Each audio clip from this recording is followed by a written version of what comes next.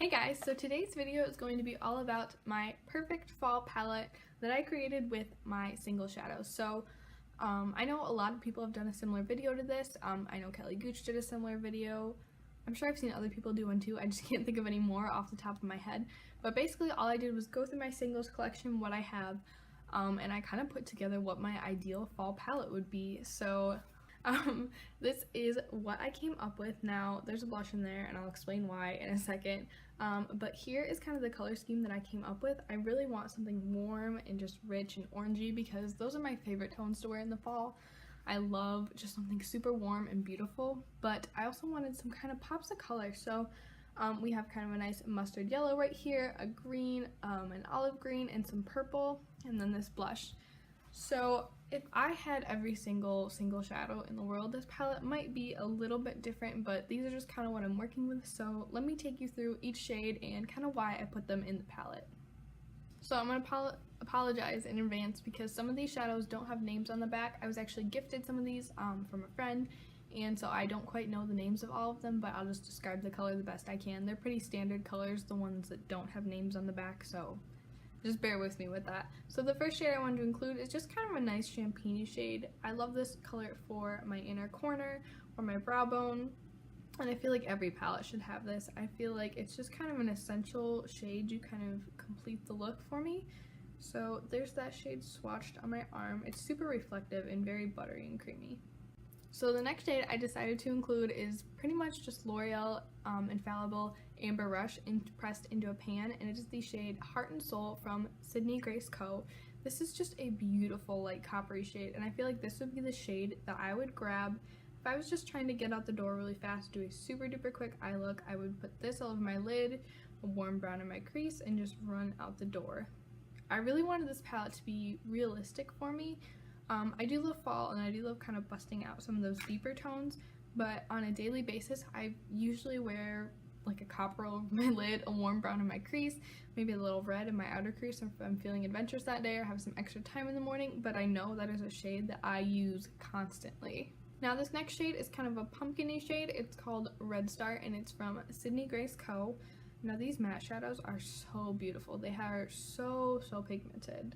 They're gorgeous, and I feel like I couldn't have a fall palette without this shade in it. It's so just like warm and rich, and it looks like the leaves when they start to fall off the tree. It's just stunning and I love it so much. This next shade is also from Sydney Grace Co. and it is called Monterey. This is just a really nice like red based warm brown. It's super duper warm. As I said, kind of the top row of my palette is super warm because that's what I love to wear. I love warm tones. I know some people are bored of them, and I can get bored of warm toned eyeshadow palettes coming out constantly, but actually wearing warm tones on my eyes, I never get bored of that. So there's those four colors all together. I feel like just this would be like a beautiful eye look. It'd just be warm and smoky and just so perfect for fall.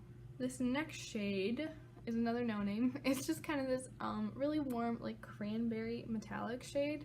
I love shades like this for fall. Oh, look how beautiful that is. I'm obsessed. And I feel like this just plays really well with the tones that I did in that first row. Again, I just feel like this is like leaves falling off the tree right now. Like that is what I want on my eyeballs at all times in the fall. I love it so much. In an ideal world where I had access to every single on the planet, I would probably throw in a deep matte dark brown just to really create some contrast on my eye, or to use as even like eyeliner, but I did not have a deep dark brown single, so I skipped that one. Alright, now we're going to move more onto this colorful shade right here with these kind of mossy greens, and then this purple, and then the blush. So this beautiful like mustard yellow shade is the shade Weakness, and this one is from Looksy Beauty. I just thought this would play beautifully not only with the greens but also with the reds and the oranges. Again, this just looks like the falling leaves. This is what I want on my eyeballs at all times. I did a terrible job swatching that last shade. Isn't that just beautiful? I love that so much. Now we're gonna go and swatch this beautiful, like, I don't want to call it a lime green because I don't feel like it's a lime green. It's like a green gold that leans a little bit more green This one is unfortunately a no-name, and I'm so sad that it's a no-name because it is a stunning color. It's beautiful, beautiful, beautiful, beautiful. And again, I just thought this could play well with the warm browns, but it would also play really well with kind of that olive green, which if you guys didn't know is actually my favorite color to like wear in like clothing. I have like, my wardrobe is like gray, burgundy, and olive green. Like those are the colors that I wear, I guess, and blue a little bit. But there's that shade, just, oh, look at how beautiful that is. Next shade that I chose for my palette is this beautiful olive green, and it is called Moss, and it is also from Luxie Beauty. I love this shade. Like ever since Subculture came out, I've just been like obsessed with this shade on the eyes.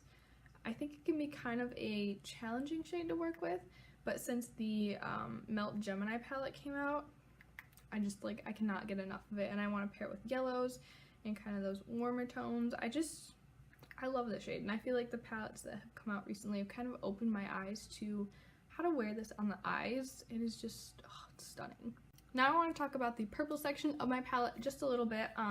As you guys may notice, I have 2 purple shades and then my blush. I really want to make this palette as cohesive as possible, so that's why I threw in the blush, because I thought this could be a nice soft crease color for when I use the purples, because none of the other shades in this palette I feel like really can act as kind of that soft transition-y shade with the purple shade. So that's why I threw that blush in there, just to make it a more cohesive palette.